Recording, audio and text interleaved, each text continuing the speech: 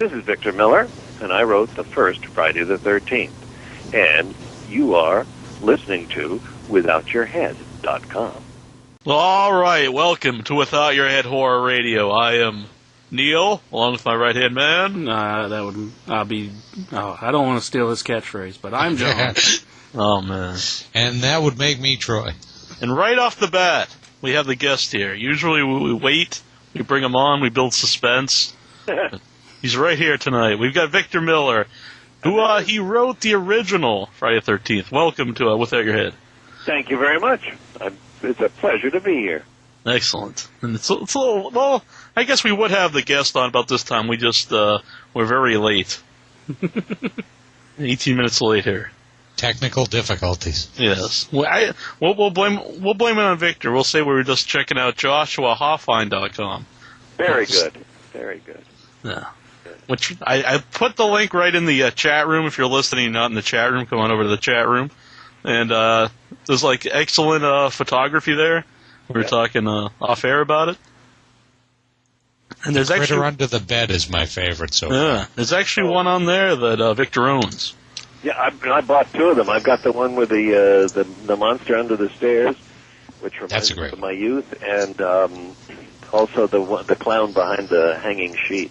Mm-hmm. As soon as I posted the link, actually in the chat room, one of the people in there, Loserboy2049, he brought up that one was his favorite before you even mentioned it. Oh, God, I love it. Yeah. No, Joshua's all about the same things I was in terms of finding, the nightmares you had as a child are the same things that I brought to Friday the 13th. I mean, when people said, how did you think of whatever you thought of, every one of those had been some sort of a nightmare or terror that I had at night, and I just plucked them out and used them. Mm-hmm. I think actually, John, you had a question about the origins of Friday the 13th. Oh, yeah. In what respect? I've always heard that the story was inspired by the Cropsey Tales from the New York City camps. Not a bit. Okay. The story was, all right, first of all, you get me and Sean, who were hanging out in Fairfield County, Connecticut, and we made two really nice films for kids, and they didn't go anywhere. And one day he called me up, and we tried a whole lot of stuff together. And one day he called me up and said, "Halloween is making a lot of money. Let's rip it off." And that is the origin. And then so I am not now, nor was I ever, an expert at horror films.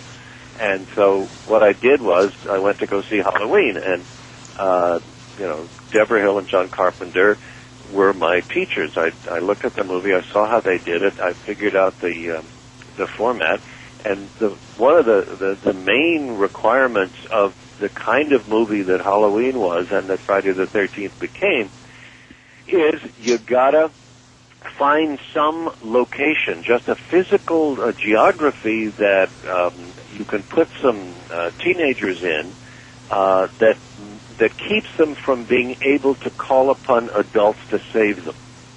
So I sat down, and for about a week and a half, 2 weeks, I made a list in my head of all the possible places where adults can't help you. And it seems like such an obvious choice now, but then it took forever to come up with. And I would daily bring a list to Sean and say, how about this place, how about that place? And then finally I came with summer camp, and we looked at each other, and that was that. So that's where it came from. Then the next step that I learned from Halloween was really simple. You had to have had some prior evil before the movie ever starts. Whether it's what's his name, Michael Myers killing his babysitter. In this case, it was the kids being stabbed by some unknown person, but they were stabbed for a reason, because they were, Mrs. Voorhees had a problem with children who let her child die. So anyway, I was off and running, but in terms of archetypes and whatnot, I just tapped into my own terrors, and those tend to be those kinds of things, that everybody's got an urban legend I never went to summer camp because I was too scared as a kid. But summer camp seemed like an awfully good place to creep people out. How fulfilling was it to see something you wrote make it to the big screen? I cannot tell you exactly how wonderful it was. I mean, but of course, when we did Friday the 13th, my particular expectation, based on the previous two movies we'd done, was we'd be lucky if we got our money back in terms of because we had done these movies that sort of opened in drive-ins, and that's where my aim was. And then suddenly I got a call from Sean that says Paramount has bought it, and they're going to open it in 1,000 theaters, which was unheard of in those days. And then I went and saw it. I had seen it screened at screening places in New York, but the night it opened, I went to a theater in Milford, Connecticut, and we went into the early showing, and it was great to hear people scream, and it was wonderful to see people turn and start to leave the theater before the movie was over. When Alice is in the boat, and they thought the movie was over, and Harry Manfredini's music comes in, and everybody thinks it's over. And so half the theater, the crowd was leaving, and they suddenly heard the scream as Jason came out of the water, and they whipped around and saw this little creature. And so that was incredible. But when I came out of the movie, there was a line about 100 people long, and I said, "Holy shit! What is this?" And then the next week, Variety had us as number one, and it kept on for a bunch of weeks. So, fulfilling, absolutely, especially since I had been writing stuff since 1970, and I had, I'd done some novels and stuff like that, and some romantic novels, and I tried to, the week before Friday the 13th, and I've told this story before, the week before Friday the 13th, I tried to sell my blood to this drug company that was doing studies about antibodies, and for $30, they would give me, I'd give them a pint, but I didn't have enough antibodies, so I didn't get the $30. So if that helps put it in perspective, that's it. Yeah. Wow. I actually read that story earlier on your website. Everybody can check that over at victormiller.com. Yeah. I'm constantly reminded of that I have been poor and I have been rich, and I got to tell you, rich is better. I'd have to agree with that.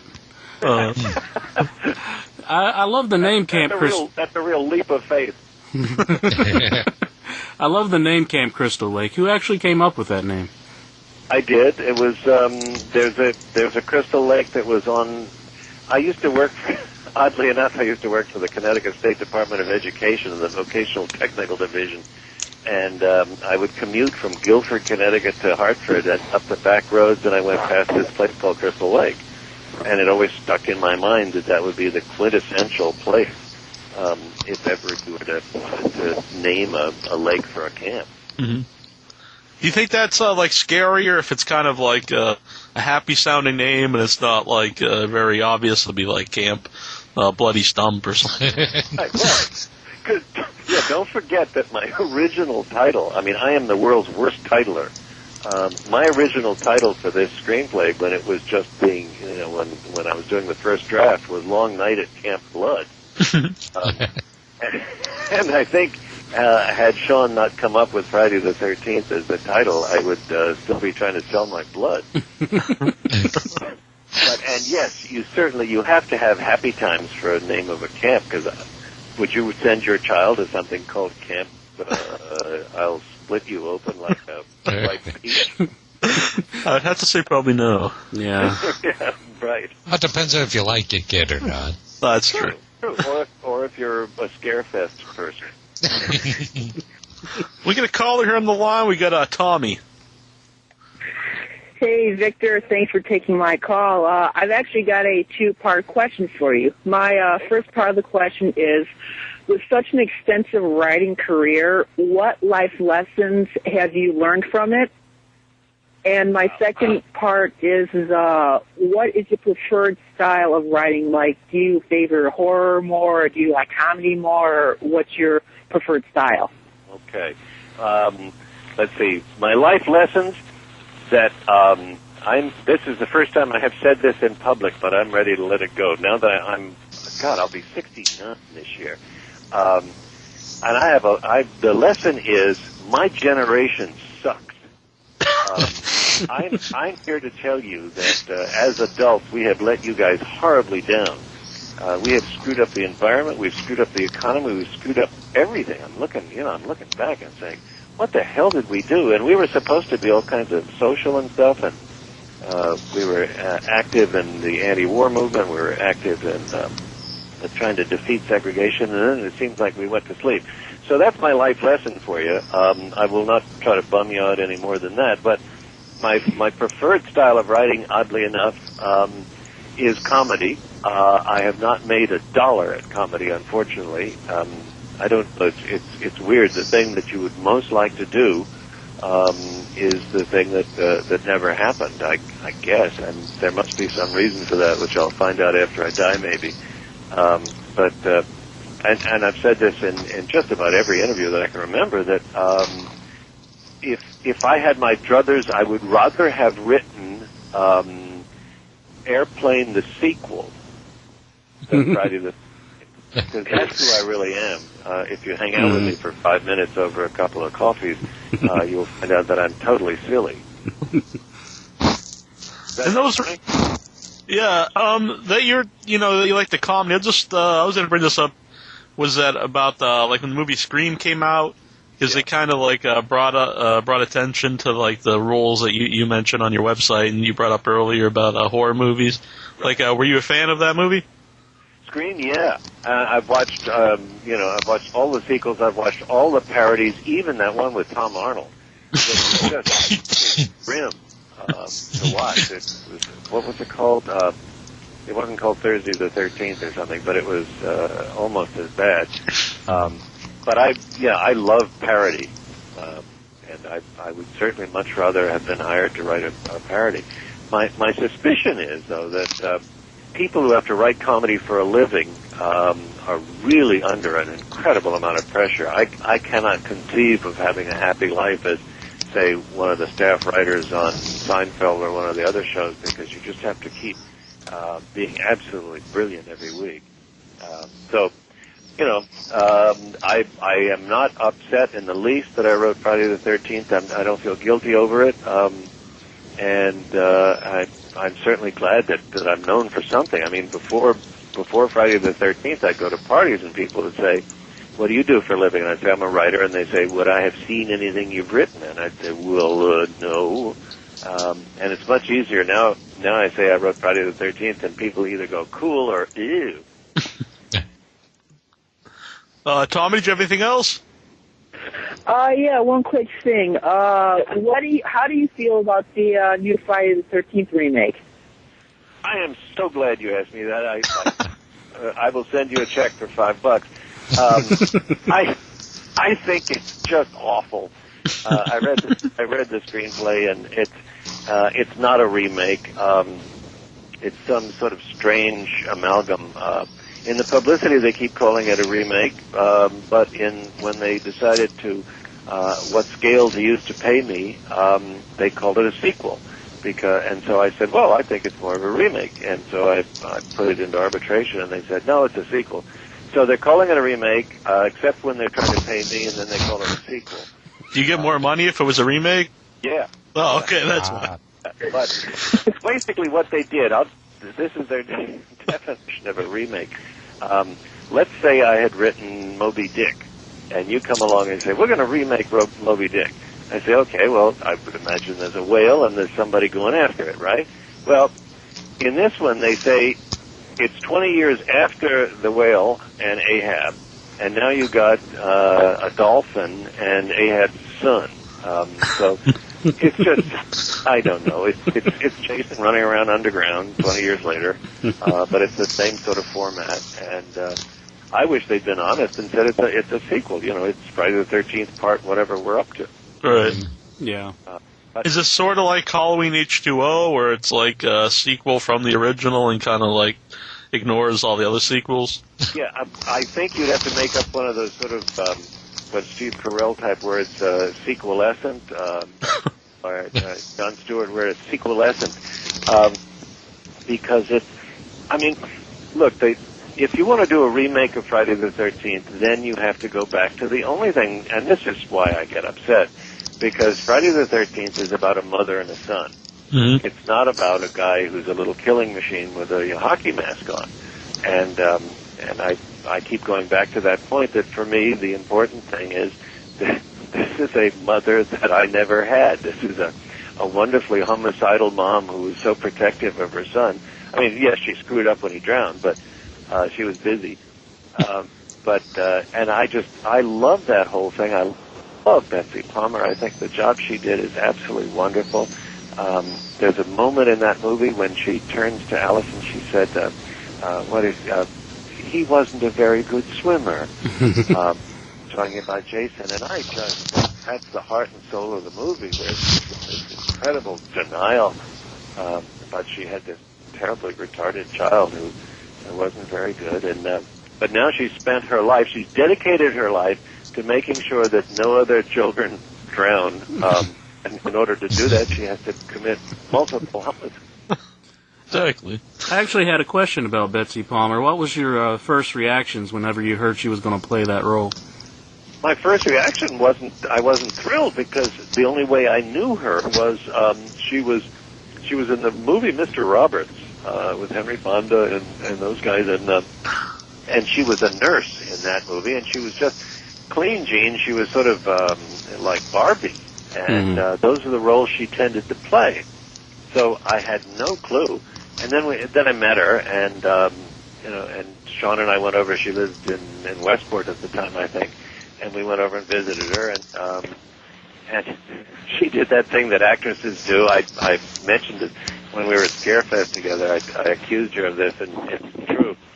We went in, and Sean said, "This is Mr. Miller," and he wrote the screenplay. She said, "Oh, I love the screenplay. It's so grand guignol. It's wonderful. It's terrifying. It's great." And then, of course, in all of the stuff afterwards, on the DVD, those extra little bits when in her interviews, she said, "I read the script and it was a piece of shit." That's just rule number one. You never trust what actors say before they get the job. Right. But at any rate, we've long since made up. I was on the panel with her, and I think she's just fabulous. And I don't think anybody could have done Mrs. Voorhees as well as she did. Glenn Close, it would have, I don't know what she would have done to it. Just a cheap plug for us over on WithoutYourHead.com. You can listen to our Betsy Palmer interview from a few years ago. Good stuff. Fabulous. She is the best, and she goes on and on. She will not hold anything back. She will tell huge audiences about her dating life in Hollywood with all the stars when she was a starlet. Right. Thanks for calling in, Tommy. Yeah, thanks for taking my call, Victor. Thank you, my friend. Send me emails if you want. I'm at victormiller.com. Okay, bye. Bye. Earlier you brought up Henry Manfredini, who we'll be having on the show sometime in the future. What did you think, like, when the first time you heard the little jingle? I just was knocked out. I mean, I didn't know Harry Manfredini from Adam, and of course, there I heard these incredible sounds, and then later on when he said, where he got it, it was from the voice that's in the background of that. He said it flattered the hell out of me. He said, "I got it out of your script," because that's where Betsy Palmer is saying, "Kill her, Mommy, kill her," in supposedly Jason's voice. And so he said, he spoke those lines into a tripler or whatever it's called. I've forgotten what it was. And that's the sound that everybody goes, and everybody remembers. So, again, I don't think Friday the 13th would have been the success it was without Tom Savini, Harry Manfredini, all those Eni guys, and then Cunningham and Miller. I think it was a really wonderfully put together piece for relatively no money. Yeah. There's some great death scenes in Friday the 13th. Did you expect them to be so gruesome while you were writing them? I had no idea. I mean, I was sitting there with my IBM Selectric typewriter, typing away, saying, hunting arrow comes up. You know, I had all these impossible death scenes that Betsy Palmer somehow, or whoever Mrs. Voorhees was going to be, was going to have enough body strength, upper arm body strength, to shove a hunting arrow up through springs, a mattress, a spinal cord, and up out of Kevin Bacon's throat. But I was just writing this stuff, and it's really easy when you do it in words, when you're seeing it in black typeface on top of white page. But then I was over at Sean's because Tom Savini was going to come and discuss the work he was going to do, and so we sat at Sean's swimming pool, and Savini has gone through my script, and he's got everything noted, and I'm looking at it. I said, "My God, you know, I had never been produced this incredibly." And so he would do things like saying, you know, on page 40 you got a axe in the face now, and he turned to Sean. He said, "Do you want a real axe in a fake face, or you want a fake axe in a real face?" I'm just looking like a kid, you know, back and forth at a tennis match. That this is just crap I had written on a typewriter, and suddenly this man was going to build faces and axes and glue things to people and have blood bags coming out of stuff. And, I said, wow, this is all going to happen. What would you say is like the biggest difference between like your script and the finished like film? Well, the only piece that I didn't write, and that's the motorcycle sequence. You know, that I've made no secret about that. That was put in at the request of the guy who put up the money, and to me it worked against the essential nature, you know, which I mentioned earlier in talking, saying that the whole point of the movie is to keep adults away from the kids who were going to be killed one by one. And I didn't want to give the impression that there were motorcycle police or regular police that could come and save them. In the same way that in Halloween, the first Halloween, when Jamie Lee Curtis is going to try to get help, she knocks on the doors of all these adults and says, "Help me, help me, help me." And the adults behind the doors, and you never even see their faces, they say, "Oh, it's just kids. Pay no attention, Marty," or whatever. You know, and that's what I was trying to do. So that was the only real disappointment. Yeah. Obviously, they had to make cuts all over the place because they were working against the leaves were turning brown instead of green because they were shooting in the fall. Mm-hmm. So they had to make cuts for time and money. But as I say, the only piece that I'm not pleased with is that, though I know that the actor who played the motorcycle guy has made a career out of appearing at Scary Fest, Fear Fest, and all that kind of stuff. That's great. You know, I don't hold it against anybody. I just wish it weren't there. Yeah. Was it always intentional to like get rid of Ned before the real horror started? Always kind of felt Ned was kind of more of the comedy character. Yeah. In retrospect, I would rather do a better job with Ned. Mm-hmm. You know, he was the lamest. But then he also gave me the opportunity to have that shocking thing where, because nobody was really even seriously looking for him, if I remember correctly, and so I got more bang for the buck by having Kevin Bacon doing the deed in the bed, and then you pan up because I got to have these people making love with a corpse. Just right above them, which I just thought was creepy as hell. Certainly would have bummed me out. It is a pretty sick thought if you think about it. Yeah. Well, I can go there. I think on the DVD they mentioned, you know, the end when Jason. I don't want to spoil the movie for anybody, but if you haven't seen the movie by now, you know, I don't know why you'd listen to the show. 28 years later. Okay. Jason comes out of the water.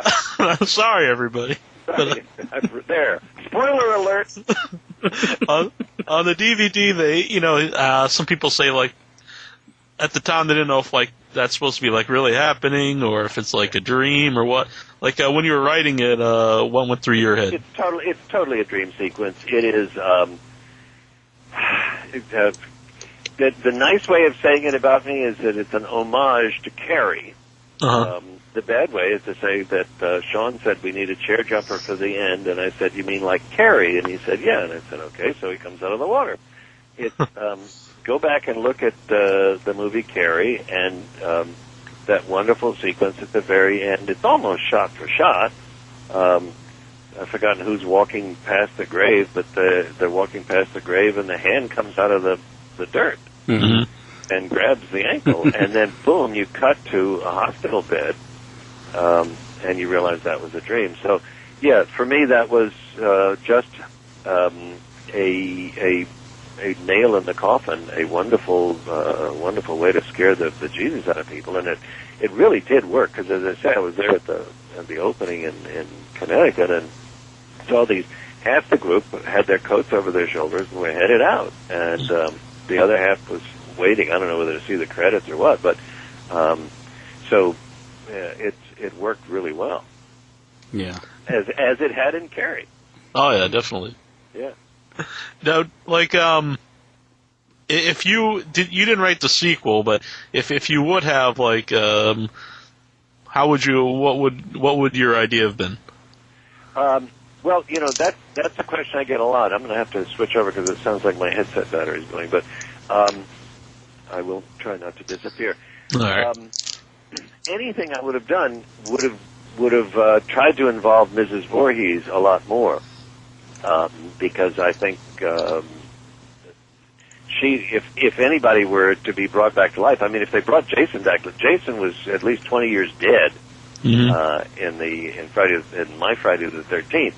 So I could certainly stick her head back on, I guess, but I would certainly be going for something like that, rather than I just thought it was kind of simplistic to have this little killing machine running around by the name of Jason, and as I understand it, because I have not seen any of the sequels, and I understand it, he's just there trying to avenge the death of his mother for the next 20 years.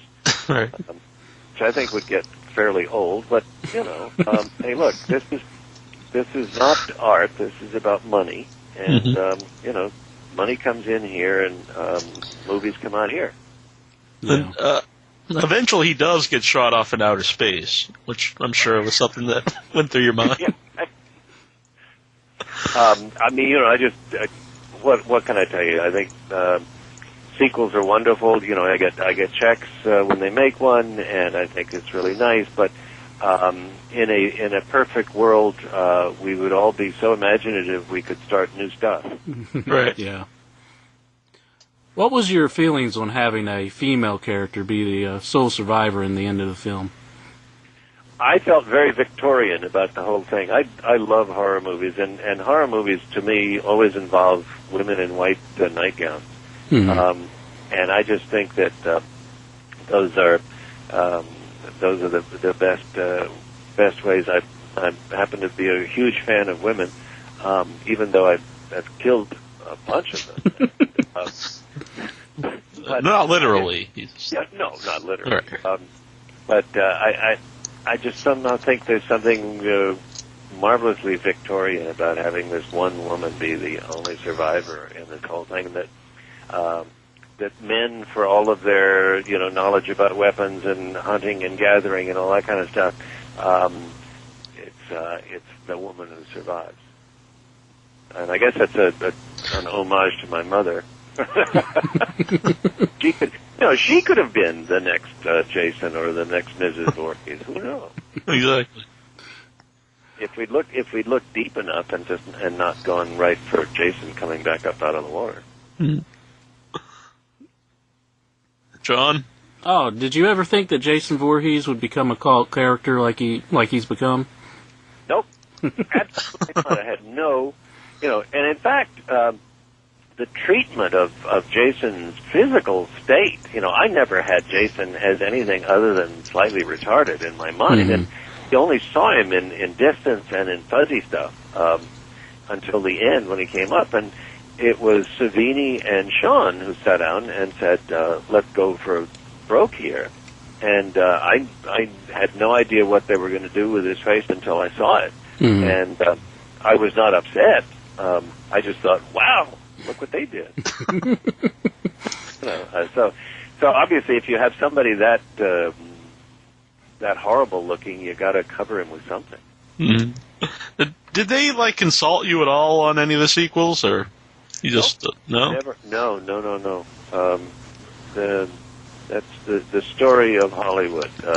There's a wonderful quote from Eleanor Perry in a book called Blue Pages that she wrote. It's her memoir about being in Hollywood, and she starts off the book with a quote that she'd overheard, I guess, in the Polo Lounge, and the quote is, "In Hollywood, the writer is the woman." And if you're a woman, you understand that quote really well, and if you're a writer, you understand it even better. It means you're going to get screwed. No. Yes. No, I read on your website, you wrote a screenplay for movie Asylum that was never released. And Right. Yep. What's it like to, on the flip side, we said, seeing Friday the 13th for the first time was big for you. What's it like to spend a lot of time writing something that, nothing ever comes of? I mean, you get over it. I mean, I was upset because Asylum was bought right after Friday the 13th. I went out to Hollywood, and for about 19 seconds, I think I'm short on my 20 minutes of fame. For 19 seconds, I was hot, and Columbia Pictures bought this screenplay that I hadn't even written yet. And so I was all excited until I realized that studios don't really make horror films.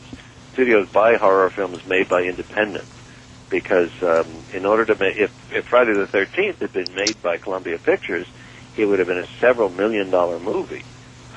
Instead, Sean made it for $600,000 or something like that. And so studios buy films, because they love what's the quote? Studios love to make deals; they don't like to make movies. And so they had fun, and they bought my movie, and it was never made. And that's it's I made a hell of a lot of money from Asylum, and I didn't have to give it back. Well, that's a plus. Yeah, absolutely. I was actually my career in soap opera, which followed all of that. After I realized that Hollywood was not going to be this incredible open bank where I could just go there and take money out, I realized I had to do something. So when somebody said, "Would you like to write soap opera?" I said, "I don't know," and I started writing, and I enjoyed the hell out of it for the next 25 years. Which was really nice. It was a regular salary, and the networks treated me really well, and I had a great time. Who's your favorite character to write for on Another World? Because I hate to admit this, but that's actually one that I watched. Another World, my God, you really now you're testing the poor old man's memory. It wasn't the woman with the long face. What was her name? God, the star. I know what you mean, but yeah, it's been a while since I watched it. There was one that my mother used to watch, so I would actually catch it sometimes when I come home from school. I used to listen to Ma Perkins on the radio in 1947 too. So we go back. Another World was not my favorite show. When I was hired there, it was because I'd been fired at all my children, and I think that was after. Yeah, I think it was after the strike. I forget. Yeah, it was after the strike, and I had been very vocal in the strike, and so ABC punished me and threw me out. But so I was at Another World, and I knew that show was going to die. It was already dying, and so it was like working on the Titanic and saying, "Well, we're going to paint the furniture today. It's really wonderful. Don't worry about it." And it was just, it was awful. And Procter & Gamble was awful. I mean, Procter & Gamble didn't know how to get an audience to come back, and so it was just, it was like we were all writing at a wake. I probably shouldn't admit it here on the show that was the one I used to watch. Look, we all have our past, you know. Were you saying something, John? Oh, I was just wanting to know if Paramount came to you and asked you to participate in a commentary track for Friday the 13th, would you do it? Oh, absolutely. In fact, they did. Paramount did, but they scheduled it. I was in Nepal when they were doing all of the taping. I mean, they farm those things out. They contract them out to these guys who do this for a living, and they said, okay, we're going to be doing this during the week of blah, blah, to blah, blah. And I said, well, I'm sorry, I'm going to be in Nepal. And they said, okay. But when Warner Brothers did the foreign release one, I was around, so they flew me down and they interviewed me for that one. And I've also been interviewed for that one about his name was Jason. I guess that's a documentary that is coming out. And so I was interviewed for that one. So Paramount would have to do it again, but the word on the street is that Paramount is really cheap, and so they weren't going to spend the extra dollars to say, oh well, if Victor can't be here from Nepal, we'll get him the next week. Mm-hmm. I think they're putting out a bunch of the movies again, because I saw, I think it was on MySpace, that Joe Lynch and Adam Green, they're doing the commentary for, I think it's part 4. Yeah. Whatever. I mean. Yeah, and neither one had anything to do with the movie, but they do the commentary. Oh, great! Well, there were 9, I think, when it came out. My wife and I worked for a local charity here called Alameda Family Services League, and Alameda Family Services does all the great stuff for people from counseling and spousal abuse and all those neat things. And so I get auctioned every year. I will. If anybody bids on me, I will come to your house with my own copy of Friday the 13th, and I will do a live voiceover. Oh, that's pretty awesome. For you and your friends, and you can be drunk or stoned. It doesn't bother me, so long as Alameda Family Services gets the money. Uh-huh. So, but I think it'd be a little tricky with you guys, because these happen to be in the 510 area code, and you'd have to find me out there. Yeah. Yeah, I'm in Massachusetts. Okay, well, where in Massachusetts? Sandwich. It's on Cape Cod. Sandwich. Oh, yeah. Yeah. God. Well, my wife was from Brewster, Massachusetts. Okay. Yeah, and anyway, no. So yes, anybody who wants to give money to Alameda Family Services, I can come to your house and stun your friends. Excellent. We can do like a one-man play. Do the whole movie. Yeah, no, it's fun because everybody has different questions, and we can put it on pause and say, "What about Kevin Bacon?" Well, I can tell you that Kevin Bacon in his resume rarely mentions Friday the 13th. I actually tried to get him on the show to talk about Friday the 13th. I bet you failed. Yeah, they actually replied to me and stuff until I told them what movie it was for. Then it was like, oh, he's busy. And that was the end of it. Yeah, he's very busy. And, look, we're all punks at some point, right? Oh, exactly. I think it's important to remember your punkitude. Oh, yeah. Because I think I get humbled all the time. I got a wife, I got 2 grown children, I got 2 daughters-in-law, and I got a grandson, and they know that I'm the guy that takes the garbage out and sometimes has to be swatted. So it's good to be humble. Yeah. Did you keep any memorabilia from the movie? I have a big poster. Otherwise, I have got nothing. I mean, the only time I went to any of the filming, I went out to Blairstown, New Jersey, where they were shooting it, and I happened to be there, fortunately, on the day that Tom Savini put the arrow through Kevin Bacon's neck or chest or whatever, and so I was there for that. But I neglected to say, Tom, can I have the arrow?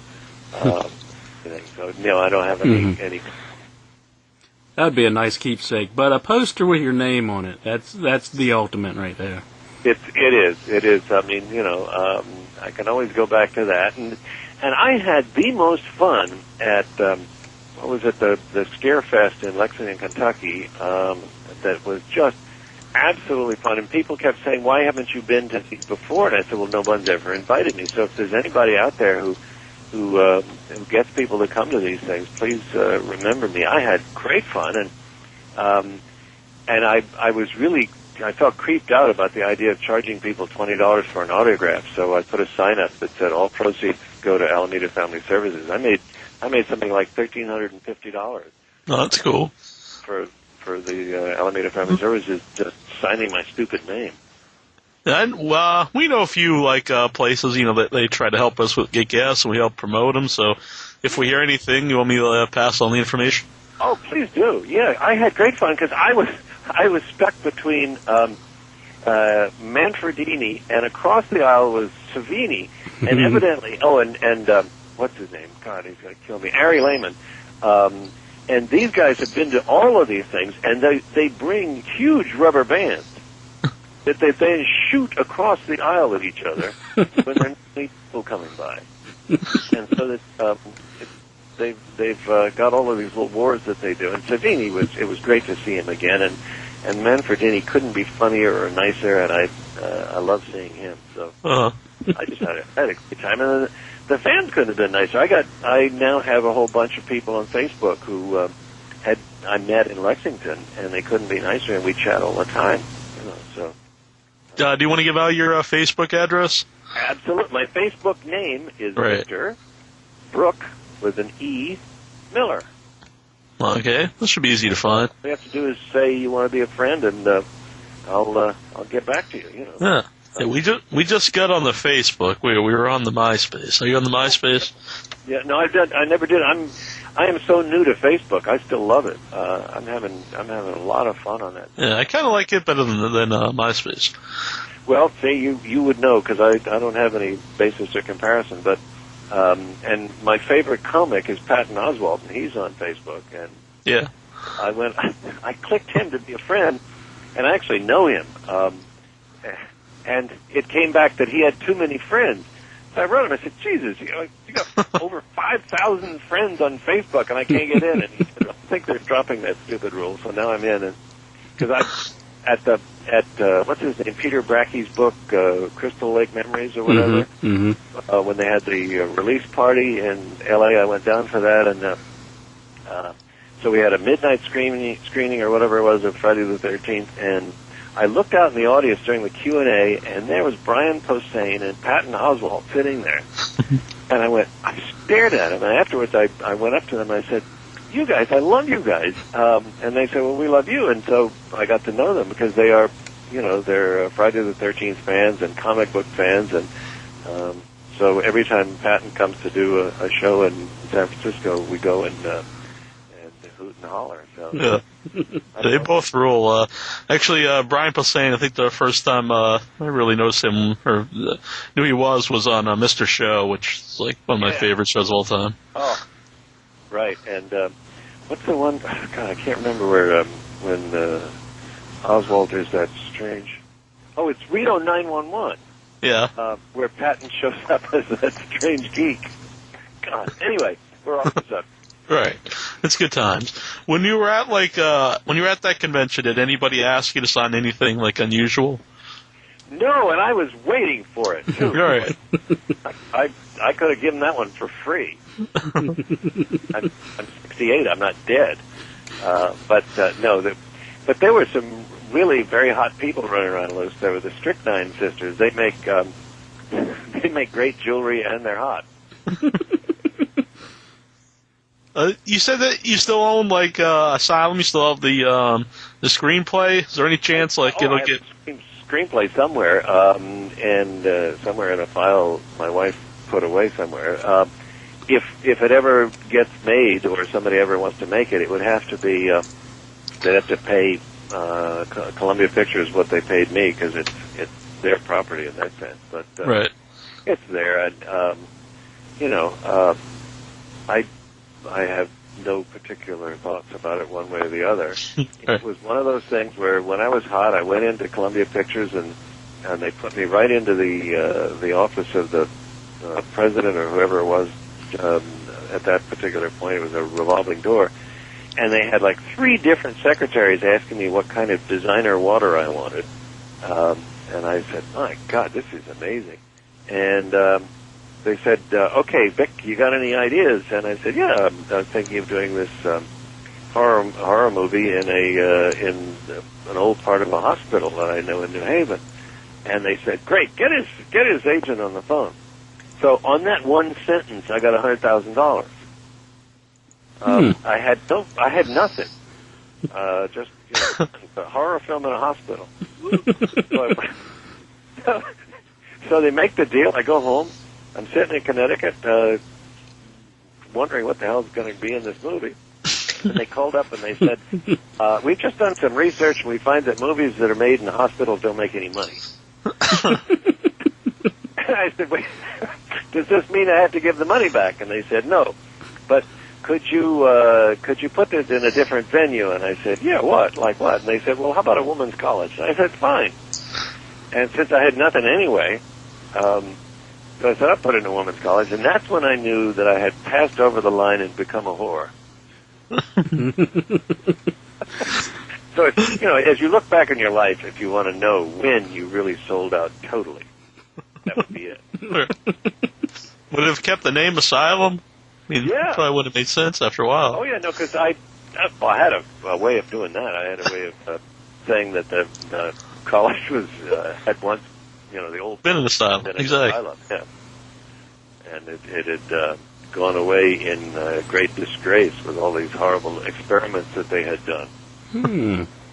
Creepy. You had that all worked out ahead of us. Well, I can shake, rattle, and roll. Where do you need it? How big do you want it? Besides Friday the 13th, of course, what are like some of your favorite horror movies? My favorite horror movies? Psycho, Mm-hmm. and the original Diabolique, French one, and The Haunting, the original. Yeah. I'm very big on originals, you can tell. It seems like, I don't know why people... Oh, and, the Bela Lugosi Dracula. That's kind of it, because I'm, and Halloween, which I owe everything to. But I don't go out of my way to see horror movies. I mean, I play Segway Polo with a bunch of people down in Silicon Valley, and they're more you guys' age, and they'll say things like, have you seen Saw? And I'll say, no, I haven't seen Saw. I said, well, I'll rent it. So I've seen Saw and those, and I've looked at the ones that they said I had to look at, but I wouldn't have done it without them suggesting it. Right. And they didn't make your favorite list. No. But I love the mask, or the whatever that the cheeks with the red circles on it. I thought that was cool. Yeah, that is cool. Are you finished with me yet? Have we got Oh, phone callers? we were just gonna wrap it up actually, because John and I passed notes throughout the show and we were like, Yeah. I think we should wrap it up. He's getting tired of us. And we only got. I'm not getting tired of you, but we had Tommy. Yeah, we got a lot of people in the chat room, but I think they're too afraid to call in and talk to you. And talk to the eminence. Well, tell them to link up, and if you want me to link to you, send me whatever you need to send me, and then I give it to my son who actually knows how to do that stuff. Yeah. I can link you on VictorMiller.com. Excellent. That'd be awesome. Yeah. Well, we want to thank you for coming on tonight. It's good times. Thank you guys, Neil, John, and Troy. Yeah, Troy. There's Troy. Troy's secret. We told him to be quiet because we could hear his. We could hear some noises coming from his end. Is Troy a breather? I am. I think, I don't know. I think my beard was rubbing against the mic. Right. Oh, okay. Troy and I are in we're in Massachusetts, but John is actually in West Virginia. Holy moly. Yeah. So, hook me up with some of these horror things. They're fun, and I enjoy seeing Manfredini and Savini again. And Yeah. plus, I got to see all these other guys who I never, names that I didn't know, Sid Haig and Bill Moseley and those guys. That's fun. Sid Haig's actually our first guest we ever had on the show. Wow. Yeah. I just like plugging our own show here on the show. Ron Milsey was supposed to be there, but he wasn't. He's the cop. Oh, yeah? That kind of thing. Yeah. That'd be awesome. But he didn't show up. And David Naughton was next to me. He was cool. There's a big one here, and it's every year, every October. It's the Rock and Shock. So maybe I'll send him some information. Maybe they'd be interested. Yeah, because I'm. Take a trip to Boston. Well, look, I spent 5 years at Milton Academy. Probably the worst 5 years of my life. Well, no, I've had worse, but they were pretty awful. So I know Milton and Boston and Cambridge and Dorchester. I can hang out with you guys. Just so you know, everybody in the chat room, they're saying Nick Victor Mills is a great guest, one of the best. So, well, you'll get the straight whatever. Well, I will not lie to you. So send me emails if you have personal questions that you dared not speak. Exactly. All right, man. Thanks for coming on. This has been awesome. Thank you, Neil, John, and Troy, and the people in the chat room. My pleasure. Hey, this is Charles Vann, and you're listening to WithoutYourHead.com.